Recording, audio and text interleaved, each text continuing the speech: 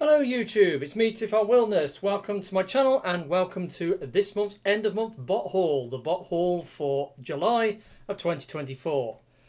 Right, I've had quite a month this month. Got 21 items to get through. Most of them are comics because I had a bit of a mad run on the old comics this month. But before I get into the haul itself, I want to do a little bit of a mini chewing the fat. Before I get started, basically in a little over a week we've got TFNation 2024, so it's coming up in just a little over a week's time, and I just wanted to apprise you guys of my plans for the convention this year, because I'm going to be doing things a little bit different this year. And the main reason is that last year obviously I went whole hog with the full event ticket. And then when I bought my ticket, it was £155 for the full event ticket. That was the Friday, Saturday, Sunday, early access, Club Con and all that stuff. And that was 155 quid just for the event ticket. But then you got the hotel room price at the TFNation special rate. The Hilton decided to bump their hotel room price up from the previous year to the tune of like £22. In 2022 it was it £78 for single room per night, and in 2023 it was £100 per room per night. So yeah, they were really swinging the lead, and apparently, obviously, the hotel industry, especially the Hilton, have been reeling from the COVID crisis in 2020-21, where their hotel they took a major hit to their yearly revenue, and they lost a lot of money, or they didn't lost a lot of revenue, and now I think they're trying to claw some of that lost revenue back by boosting up the hotel room prices. And apparently it's rife in the hotel industry. I know there's a special name for it, but I can't think of it off the top of my head. But the Hilton are doing it.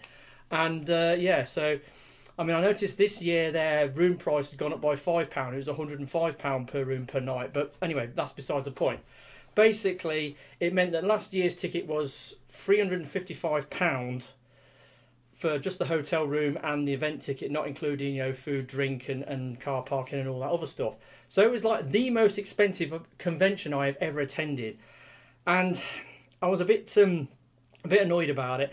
And this year I decided to, well, I'm going to do things a little bit different. I'm going to try and save some money. I'm going to cut right back on my convention experience. And I've decided what I'm going to do instead, as I live only 15 miles away from the convention site, it means I can commute from home to and from home on each convention day.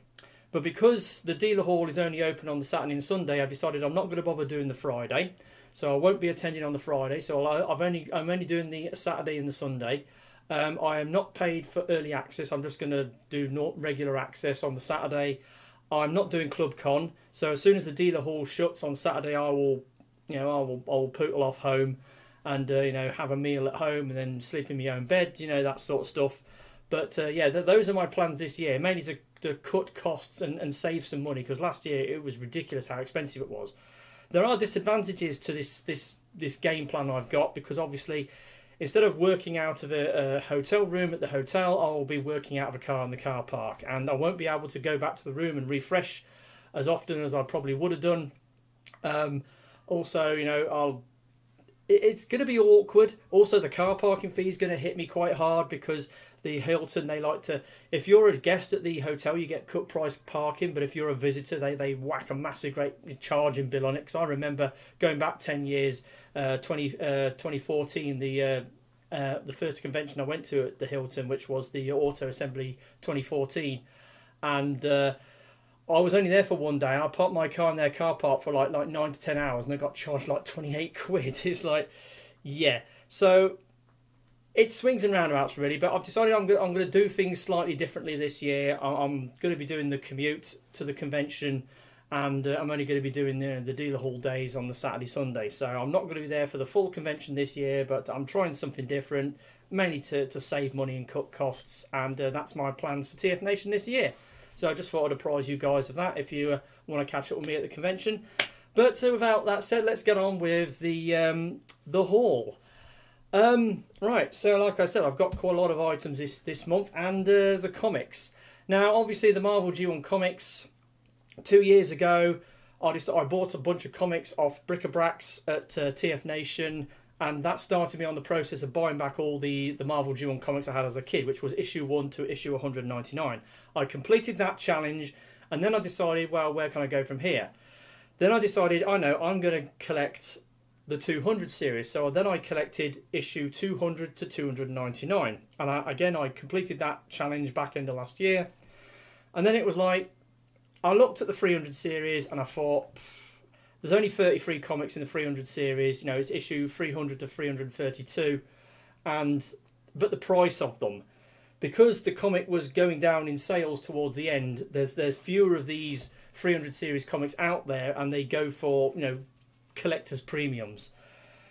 And the last 200 series comics I bought off that eBay seller, Susanna Carter, I've been buying a lot of comics off. I told her it was my last dealings with her. It wasn't. I've bought stuff from her since.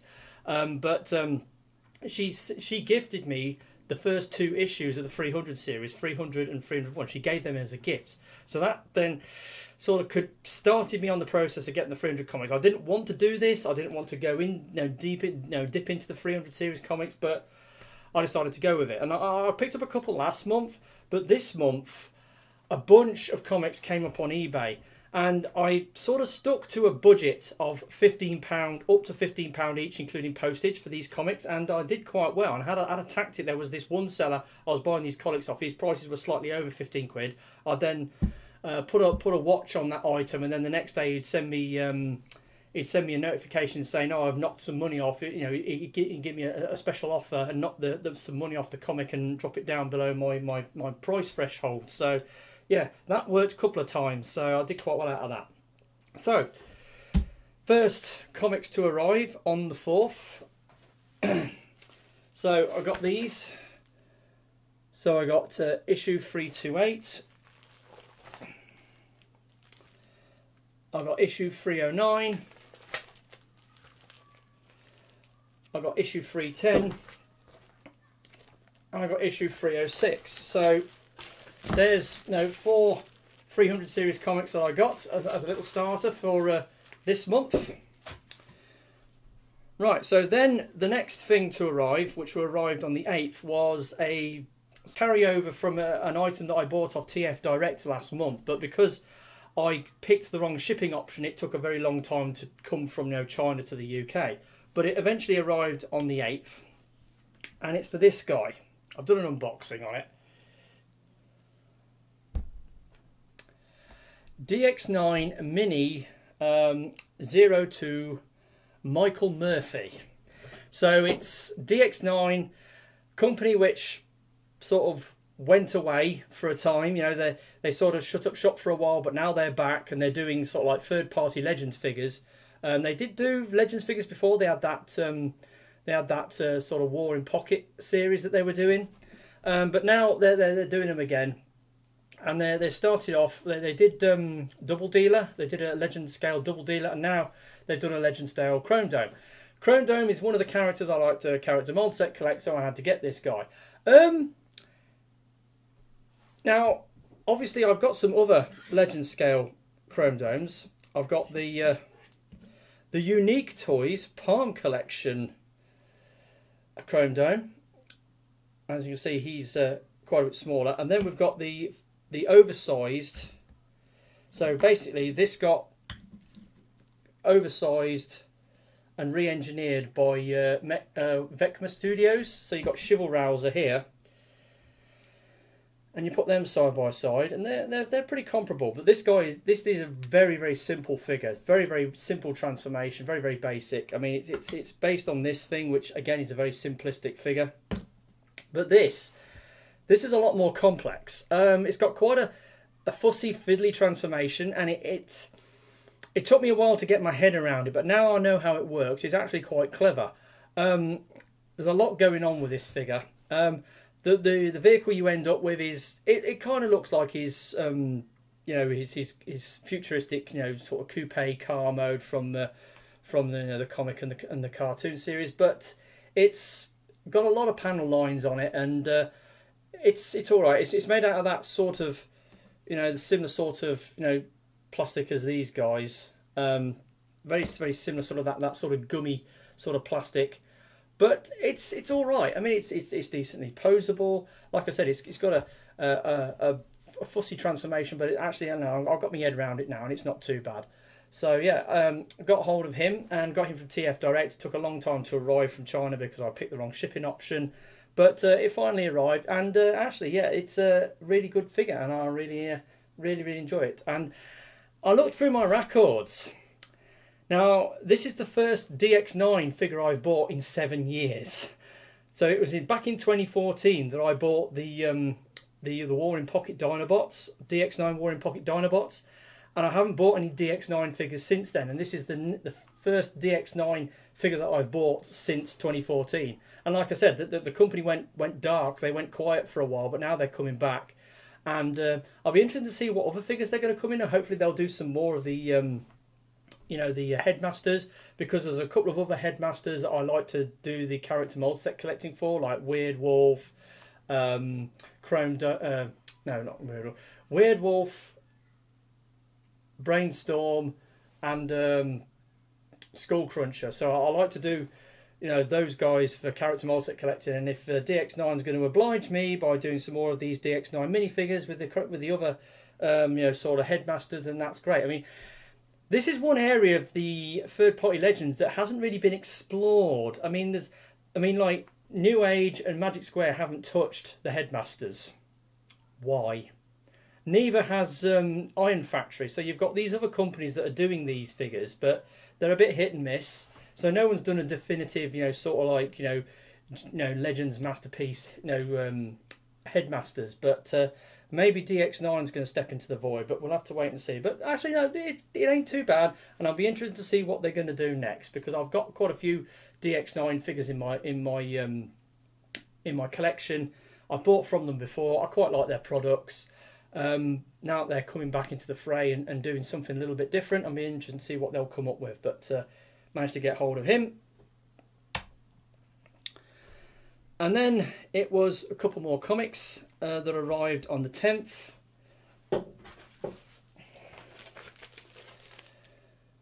So I got 312 and 322. So there's two more 300 series comics. Like I said, I did really well this month. I got 300 series comics this month. So so I got those, and they arrived on the 10th. Also on the 10th, my Korean purchases arrived, and I've done unboxing videos and reviews on them. So first one, the last figure in the Metal Carbot Season 1 toy line, Heavy Iron. He's the big bad guy from the series. He comes in sort of halfway through the series. He has a few sort of flirts with the main protagonists. He sort of has a couple of sort of minor beatdowns, and then at the end of the series he gets super powered up, and then Jun and the other Metal Carbots have to do a final battle against him. Big figure, very heavy, limited articulation, parts forming, but he's all right. He's got his, obviously, come on.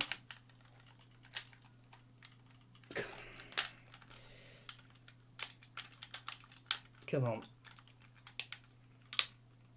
Well, there he is without his card weapon, and then you just plug his card weapon onto the front.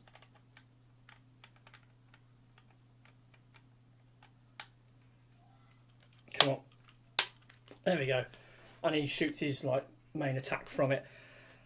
He's kind of like Power Master Optimus Prime, but like I said, he's very limited, but he's okay. He's good. He's the biggest, most impressive, most expensive figure in the line. He's all right. He's okay. Could do with a few more joints. You could, instead of getting just one click on the elbows, you could have done with 2 clicks on the elbows. Yeah, he needed a little bit more, but I think for what you get, for what he is, he's all right. He's nice and colourful. He's very heavy, and he's a really cool figure. And the review of this did exceptionally well. It did really well. It got some really good numbers. It's got over 200 views. you know, like over a week after it went up, and I'm really happy with the performance that video did. However, the next Korean figure, which arrived on the same day because the shipment arrived via FedEx from G Market. Hello Carbot Gem Torto Gem. Now the review for this thing went up a couple of days ago and it died on its arse. It's got very poor viewing figures, and it's like, why? When the review on, you know, Heavy Iron did so well, why did this? I was kind of expecting it though, because reviews I've done on the other sort of Hello Carbot Gem figures, they didn't do particularly well, especially Digo Bear. That did really poor numbers. This ain't a bad figure. It's got a weird alt mode. It's kind of like a snow tractor, a snowmobile, stroke, you know, snow groomer, piston bully, whatever you want to call it. You know, like and really weird. Robot mode looks kind of decent. It's got quite, you know, some interesting accessories that can integrate into his gem animal and his robot mode quite well. Out of the 3 gem figures that I've got, this is probably middle of the road. I mean, Wingbird is the best, Digo Bear is the worst, and Torto Gem's somewhere in the middle. It's not a bad figure. It's all right. The robot mode looks decent. The alt mode's a bit weird, but he's not a bad figure. But this gem, this you know, where you have this the gem animal, which then sort of slots into the robot to form the robot. Weird gimmick. They only used it once, and they've moved on to other things since then. But yeah, I mean, these were sort of coming out last year. This was the Hello Carbot toy line for like the first 6 months of last year. It was a weird gimmick. They had a lot more of those gem animals, which I'm not going to bother getting. So anyway, so there we go. I got him. Hello Carbot Torto Gem, and yeah, he arrived on the 10th. Then on the 11th, the next day, a package from AliExpress arrived. I've done an unboxing video on it. Now this one's quite interesting.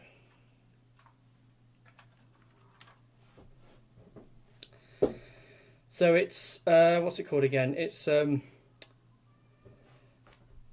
Legendary Heroes Large DL01 Defense Base. Is its official, right, the title that's on the box. What it is a KO of New Age NAH53 Michael. Now, I said in my unboxing video that me buying this KO of New Age Michael, bit controversial. Why didn't I go for the pucker figure? Well, mainly because it's the cost. New Age Michael, even though he's a big impressive figure with some really cool engineering, he's very expensive. I mean, I was looking recently at, you know, what prices it goes for now, and off, you know, TF Direct and AliExpress and what's the other one? Show Z. It's going for around 130, 140 quid, and there's numerous repaints as well. I would have liked to have gone for the black version, the grandstand, you know, Megatron version. I would have liked to have gone for that version, but anyway. Didn't want to spend that sort of money on a figure like this, because I've got these stigmas when it comes to spending money for certain figures, like masterpiece figures, you know, big masterpiece figures like Titan classes. I don't like paying over 200 quid for a Titan class. It's the same with a high-end masterpiece figure. I don't like paying over 200 quid for a big masterpiece figure. Legends figures, I kind of like got an upper limit of like £100 for you know, a Legends figure, and New Age Michael was way over that. But then I noticed there was this KO of it coming out, and I decided, yeah, I'll do that. And I looked carefully at this thing, and it does everything that the New Age thing does, pretty much. It's even got that little motorised tank which runs around on the track, and that was the main reason why I wanted to get this. The engineering on this thing is amazing, but obviously this is a KO. I'm kind of interested in how this became a KO. I mean, there are minor issues on it, to be fair, or to be sure. There's a lot of, you know, sort of sprue marks haven't been cleaned up separately. There's some slightly iffy paint apps. This chest piece doesn't stay in very well. You you know, he's got loads of little issues or little faults, but on the whole, it still does everything you'd expect New Age Michael to do. It transforms exactly the same. It's got all the same joints. It's got all the same paint apps, and it's a really awesome figure. And it actually came with some accessories. First of all, it came with this weird sort of blast effect, and it looks like that's like a copy of a blast effect that's you know, Hasbro have done in the past, but it looks like they've sort of dipped it in tomato ketchup. It looks ever so weird. It does plug in the end of the his gun. It won't go in the base of the rocket though. It won't go in the base of the rocket, which is weird. So that's a thing. And then it also arrived with these guys. So it arrived with this little sort of like Legends or Micromaster countdown, and then it arrived with this little rendition of the Docbot. Now this came in as a kit. It was in parts in a little plastic baggie, and I had to put it together. And I had to put some. I've got him the wrong way around. Had to put him to put a blob of glue in the middle to hold his torso together. Doesn't transform, but it's got a head joint. It's got a waist joint. It's got shoulders. Got elbows, it's got legs, it's got knees, and it's got ball jointed feet. It's pretty poseable, but it doesn't transform. But yeah, so that was interesting. And then there was this thing. Now it's like a little Micromaster or Legend scale countdown. And I was looking at this mold and I'm thinking, what mold is that? I was trying to put a finger on what it actually is. It was kind of an enigma to me, and I thought, what the hell is this? So then I went into my storage upstairs, dug out my Transformers Siege Titan class Omega Supreme, and got out the countdown from that. And when you put them side by side, they are very similar. So this is a KO of the Siege countdown, but it's the moulding detail on the limbs isn't quite as sharp as it is on this. They've moulded out the peg in the front of his chest. There's no paint apps on it whatsoever.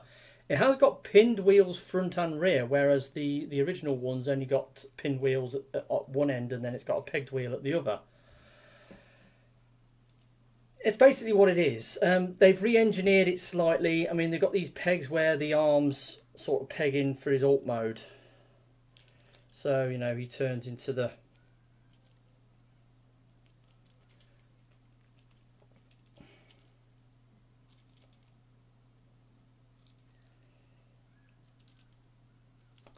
He turns into the the space, like the moon buggy. So he turns into that. He's all right. He's okay. But like I said, at first I wasn't quite sure what it was, but it's actually a KO of the War for Cybertron Siege, Micromaster countdown that comes with Titan class Omega Supreme. So that's what that is. But yeah, this guy. He's all right. He's okay. I really like him. Yeah, it cost me a third, but just under a third of the price that a proper one would cost. I mean, I paid, was it about 55 quid for this thing shipped? But it was definitely worth going for it. And it's, for the most part, it's as good as a New Age Michael. But there are a few minor detractions. But apart from that, it's pretty good. So if you're thinking about buying a New Age Michael and yeah, the price tag's putting you off, DLO1. I can recommend it. Also, them little like 12-volt batteries that you have to put in the tank to make it go round, they don't last very long. I bought a battery off Amazon and put it in this thing, and I was running it round, and after a while the battery ran down and it went flat, and it's like, oh god. So I had to buy some more. They don't last very long, those little mini cells. But it's a 12-volt battery though. It's 12 volts in a little mini battery as well. It's like weird, but to me, I don't know what the MHA is on them because it doesn't say. But anyway, this guy, really decent. Don't regret buying him. He's really, really cool. What's he called again? The Legendary Heroes Large DL01 Defense Base. Right, so that arrived on the 11th. So next, on the 13th, more comics, and a big lot this time. So I ordered 6 comics, and I was buying these comics individually. I wasn't buying them as job lots. I was buying them from the same seller, you know, like 1, 2, 3, 4, 5, 6, and they all got shipped, you know, together. So we got 304, 305,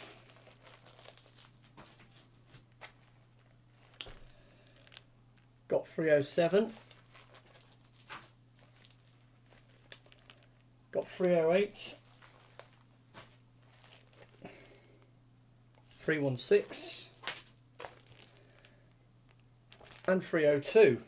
So there we go, 6 more Marvel G1 300 series comics. I'm doing quite well this month. Like I said, I got really lucky this month, and all of these comics I bought for under my target price of £15 each. So that was that.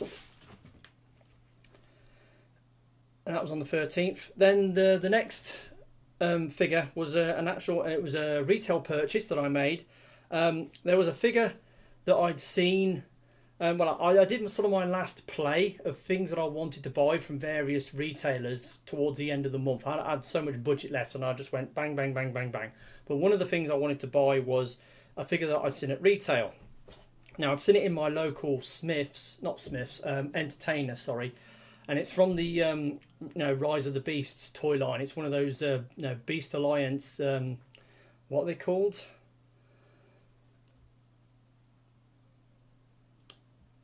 Battle Changers, that's it. Beast Alliance Battle Changers. And I'd seen this thing, and I looked at it and I thought, actually, that looks pretty decent for what it is.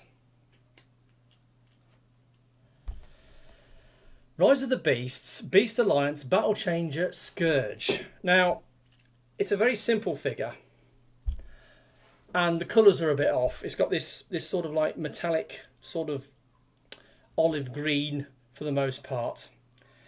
Very limited articulation. It's got ball jointed hips, ball jointed elbow, shoulders. The sword can go like that or like that. Nothing at the head. It's got a waist joint, and that's due to transformation. Very simple transformation, but very satisfying to transform. I like the way the transformation works on this. It's a very solid figure. Nice moulded detail. Could have done with a few extra joints, but I think because they were keeping it down for, you know, the price point, and simplified it for, you know, younger kids, I can see why they did it. It's just a shame they didn't mould it in, you know, gunmetal plastic. If they'd have moulded it in gunmetal plastic, it would have been all sort of one colour, and it would have looked a bit strange. I think they did this to just give it some colour breakup, but it's not a bad figure actually. It's really good, and it makes for a nice sort of, well, you could say a legend scale Scourge from Rise of the Beast. It really does. You could probably, you know, slap some paint on it to make it look more screen accurate, but it's a really neat little figure, and I really like it. And I've been messing around with this quite a lot this month. It's a really fun little toy to mess around with. So that's Rise of the Beast, Beast Alliance, Battle Changers, Scourge. And I bought that from my local Entertainer on the 16th. So next, those other things that I ordered. You know, I said I made that order of things I was buying online at the end of the month. I placed some orders. So I went onto eBay and I bought this guy. So it's Legacy United Core Class Megatron. Now, I bought this off eBay, off In Demand. Now, I was looking to buy this figure. Now, if I bought this from In Demand direct, I would have paid one price. If I'd have bought it, because In Demand were also selling these through Amazon, And if I'd have bought it off Amazon, I would have paid a different price. But the cheapest option was to buy it from eBay because it was $10.99 with free postage. And it was like, it was the cheapest option. Buying it from them any other way, like buying them over through their website directly or buying them off you know, their Amazon listing, it was more expensive. So yeah, this figure, I've got to admit I'm kind of underwhelmed by it. It's all right. The transformation's a little basic. It's got a lot of this sort of light greyish plastic on it.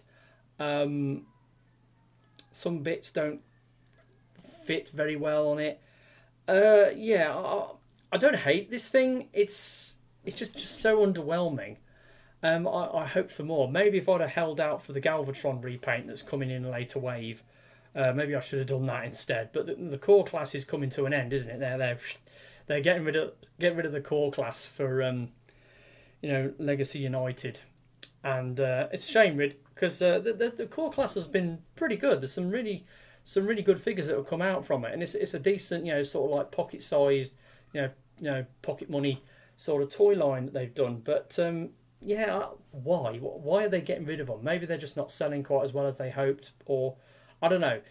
Who can figure what the Hasbro execs was going on in their heads, you know? But this thing, it's all right. I mean, I'm not a huge fan of Energon Megatron anyway. I have got a version of Energon Megatron.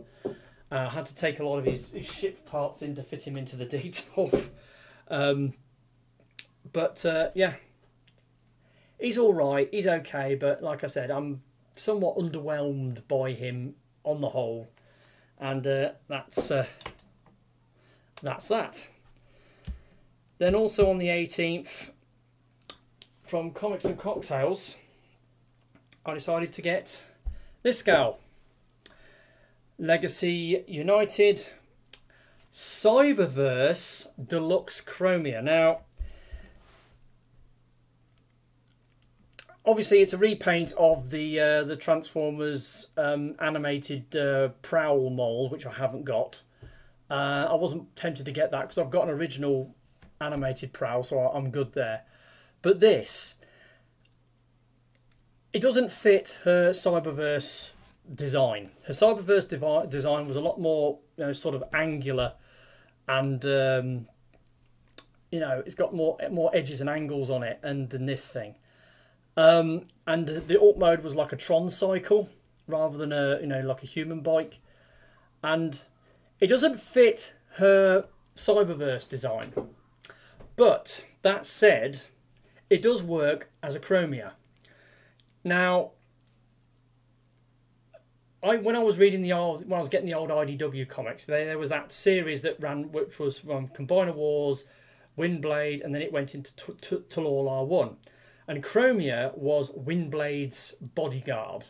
She was her, she followed Windblade around, and in that comic series, Chromia was a complete badass. She was awesome. I loved her.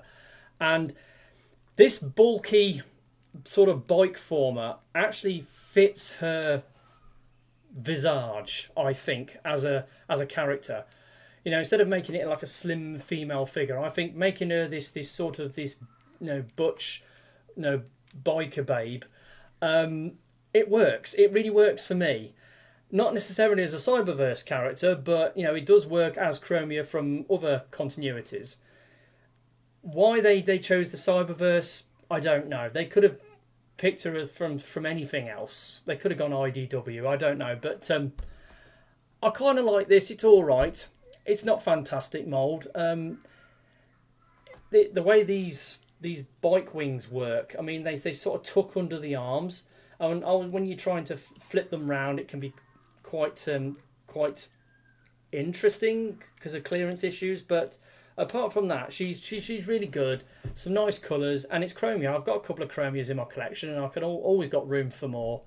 And she looks all right. She's okay.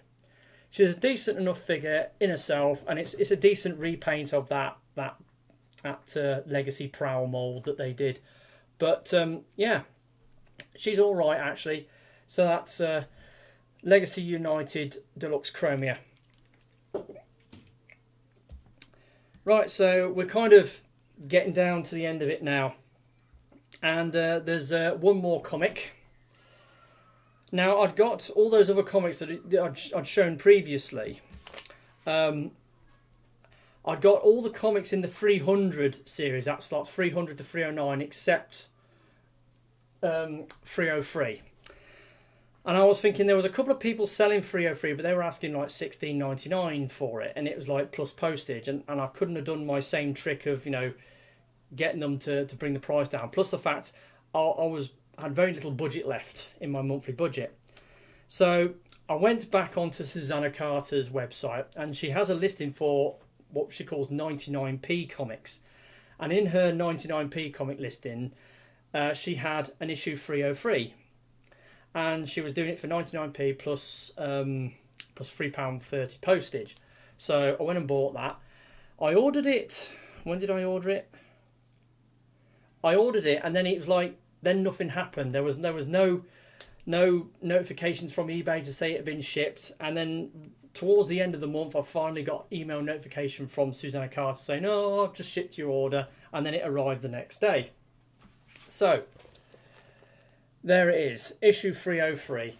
Now, apparently this one's slightly damaged. It's got watermarks on it or something. I've looked through it. I can't see any damage on it. It looks okay to me. It's a little bit rough and ready, but for the price I paid for it, I'm not complaining. And if I can get these 300 issue comics slightly battered, but for a cheaper price, I will do that, because I don't need them to be in sort of pristine condition.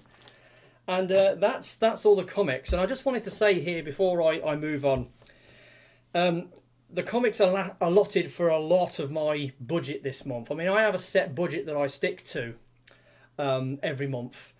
And even though if I'd have bought all these comics at £15 each, or 13 comics, it would have cost me 195 quid.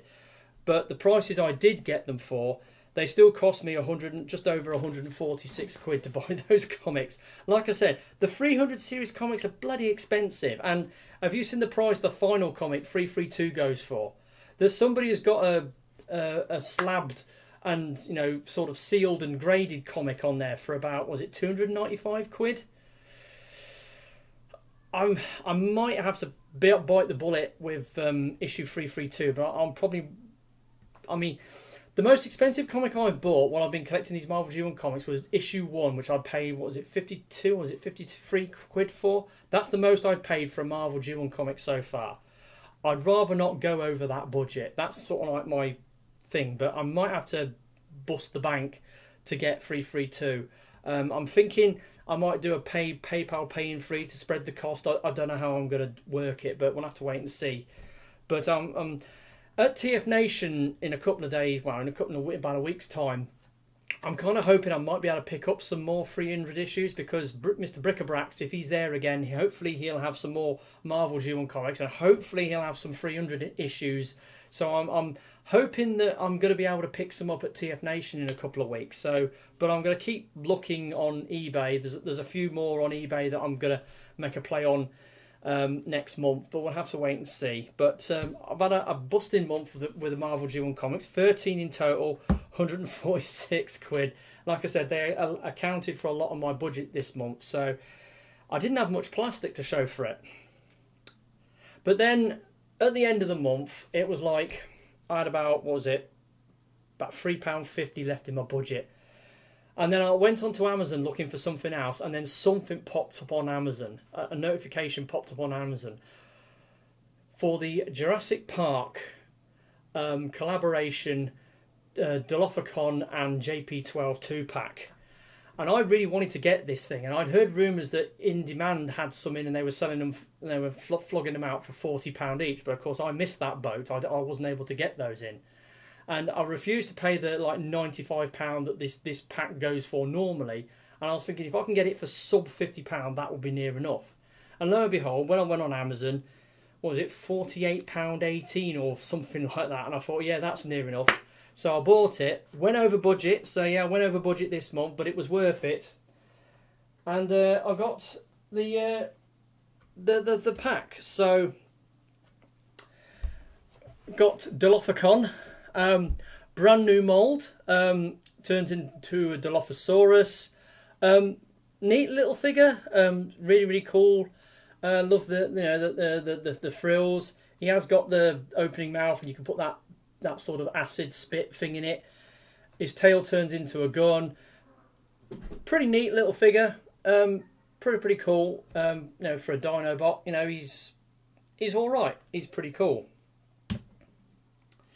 Then there's the Autobot JP12, or Fat Bastard Nedry, Dennis Nedry.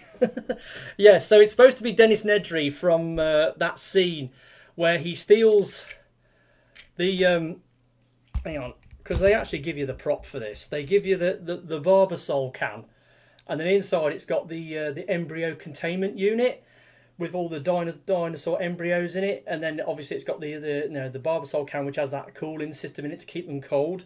And of course this figure comes with it, and then he's trying to drive down to the east dock, and then he gets stuck, and then he tries to winch the car out, and as he's tying the winch cable down around a tree, you can hear this.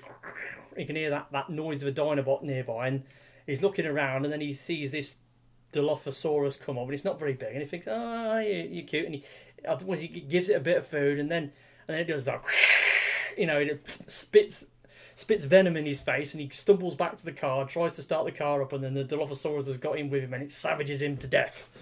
So yeah, I like the fact that they did a scene, and the box has got that scene. It's got like that cardboard cutout of that scene in the jungle waterfall where it all went down.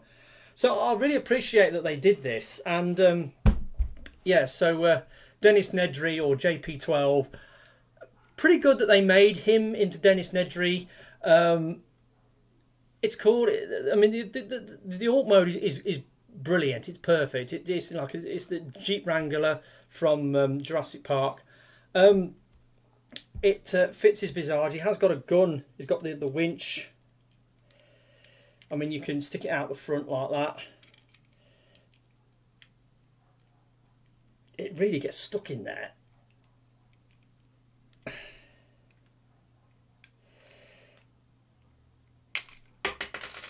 Yeah, and when you're trying to pull it off, the front grille comes off the thing. So it does get stuck in there. But so yeah, the winch becomes a gun. But no, it's all right. This thing, it's okay. He's all right. Very fiddly to transform this thing. I will say the transformation on Dilophocon is much upper and much smoother than the transformation on this. It does have a really fiddly transformation. There's a lot of clearance issues around the upper torso, but apart from that, it's not a bad figure. It's all right. I suppose it's better than that that other JP vehicle they did in the Tyrannosaur 2-pack, which was a bit, you know, people were complaining about it. But this I think this figure's a lot better. It's very solid. It has got some clear plastic, but it's mostly for the the vehicle top. The rest of it's all decent plastic. And the Dilophocon is a decent figure. And like I said, I went for this 2-pack because they're original molds, they're brand new molds, and that's why I wanted to get it. And getting it for 48 quid off Amazon was a big surprise. And you go on Amazon now, and the price has gone up to about 75 quid or something. So it's gone back up again. So that was a one-off, special offer, and I just happened to see it and pounce on it. So I got lucky, and I managed to get the Jurassic Park, sort of 2-pack. So that's it. That's my haul for this month. And like I said, it was interesting that a lot of comics. I managed to pick up a lot of comics. So I've done quite well with my 300 series comics. I've still got a long ways to go, and I'm kind of hoping that I'm going to be able to pick some more 300 comics up at TFNation from Bric-a-Brax if he's got any. So that's my sort of fingers crossed. That's what I'm looking to get at TFNation this year. As for that, there's not much more I can say about this haul. You've seen what I've got. So now it's first and worst. I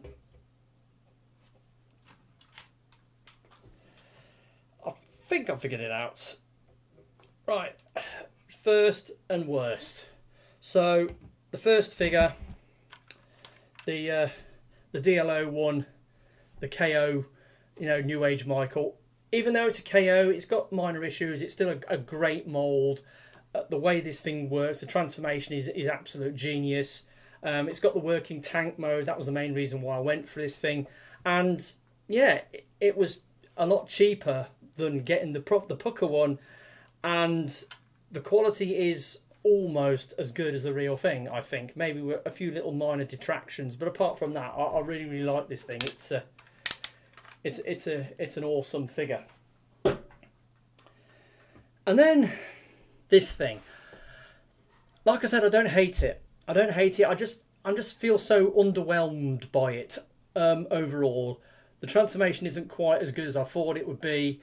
It's got a lot of that grey plastic on it. Some of the accessories don't fit particularly well. I mean, you know, these things don't plug in particularly well. It is what it is. Something had to be, you know, get the wooden spoon this month. Like I said, I don't hate this thing, but it just, compared to everything else I got, this is the thing I like the least out of what I got this month, and that's the way it is. Right, so that's it. That's my haul for this month. The end of month bot haul for July, and yeah. So tomorrow, the game starts again, and tomorrow is August. Tomorrow August is TFNation, so we've got that to look forward to in a little over a week. So with that said, I've been TFI Wilderness. Hopefully you enjoyed this video, and I'll catch you all next time. Ta-da.